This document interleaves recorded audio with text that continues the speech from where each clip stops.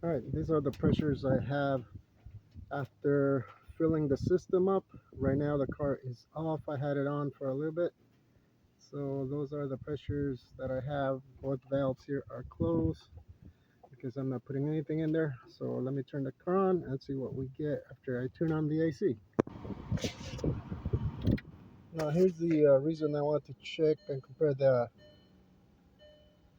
pressures over there, because the refrigerator pressure is 127. I had a different number earlier, and so it's going down.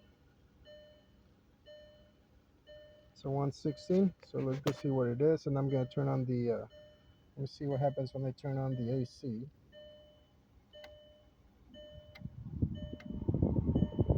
Okay, it does go up. That's max. So about 170. 24. So here we have evaporator temperature 59 degrees. As I turn it off, it is 89 outside, but I was getting a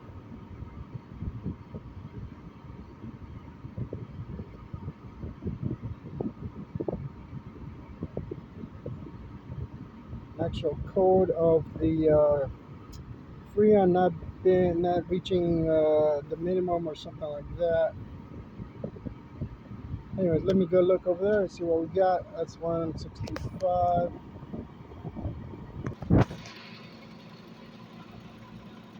So we're hitting 30 psi on the low end and 150, about halfway to 200, so that's, I don't know, 50, 60, 70. So that looks like it's working correctly. So we got a new expansion valve. It looked like I did have or there was a leak on that valve when I took it out on the back. It looked like rust, but it was actually probably where it had leaked before.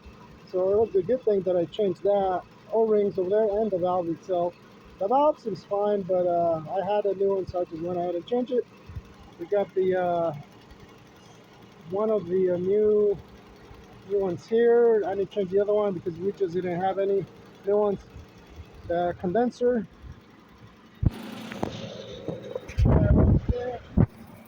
So that looks like it's working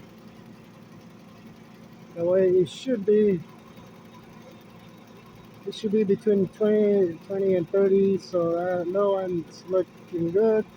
This one, I'm not sure what the spec is, but I know it's right around there somewhere, the 200 or 150 or 100, excuse me. So you gotta look it up for each car or your car. Um, I just want to double check what the temperatures were on here. So that does match the scanner from what we are looking at a second ago. So far so good.